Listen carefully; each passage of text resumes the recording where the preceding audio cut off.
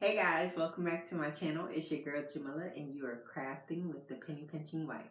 So today's tutorial will be another sublimation one and we're going to make some super cute lunch boxes.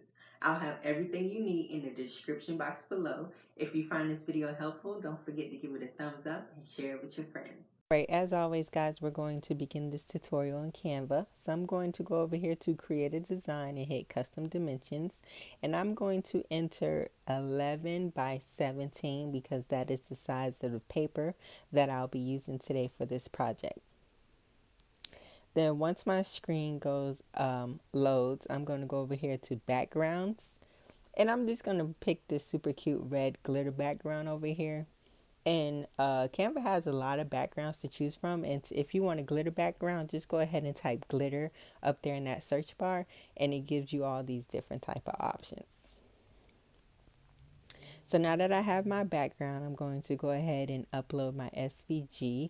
I purchased this SVG off Etsy a couple years ago. I will see if I can find a shop and leave that in the description box below.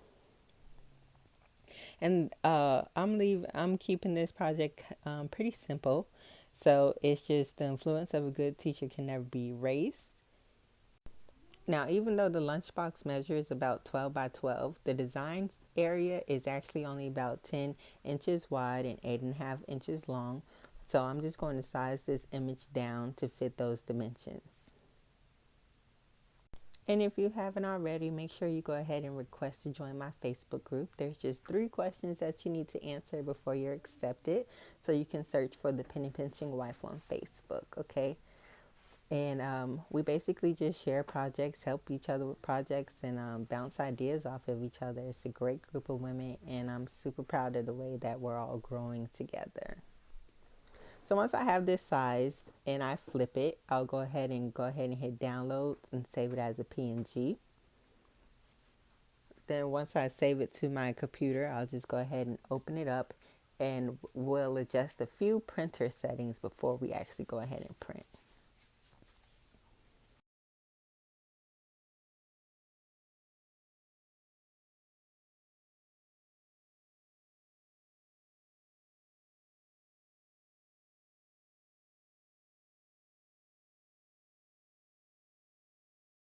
So once I open up my image, I'll just go ahead and make sure that my is connected to the correct printer, which is my Workforce 7710.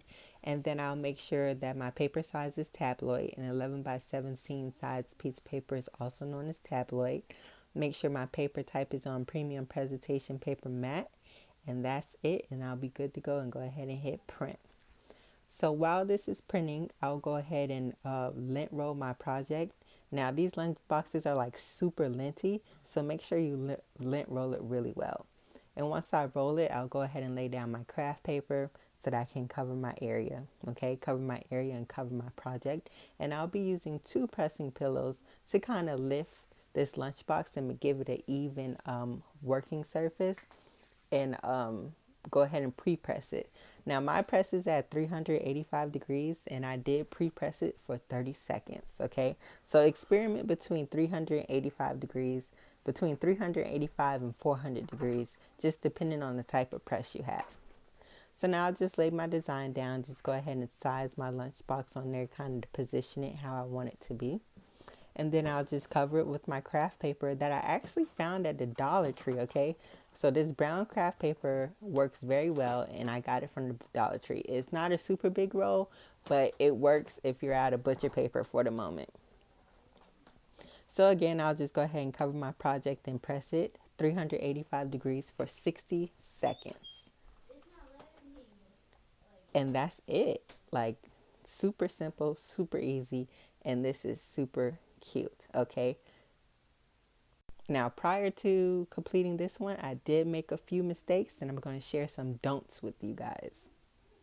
So instead of using heat tape, I highly suggest using an adhesive spray so that your paper doesn't shift and you don't get this ghosting. Now, remember I said this lunchbox was super linty? I didn't lint roll mine well, which left me with these ugly blue dots. And here I didn't pre-press or use a pressing pillow, which left moisture on my project, which caused this white line right along the crease in the lunchbox. And there you have it. As always, guys, thanks for watching. Don't forget to like, share, and subscribe to my channel. Until next time, I'll see you later.